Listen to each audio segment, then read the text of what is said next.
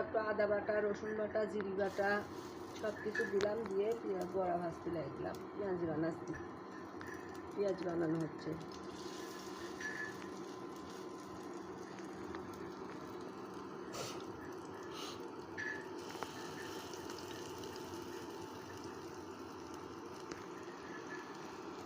কালারটা তো এদিকে আসতে, তাই না?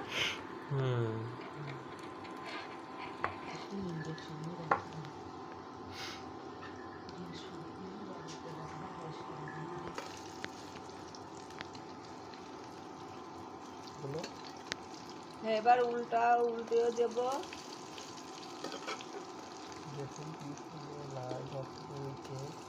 উল্টেও দিচ্ছি, দেখুন কি সুন্দর কালারটা এসেছে।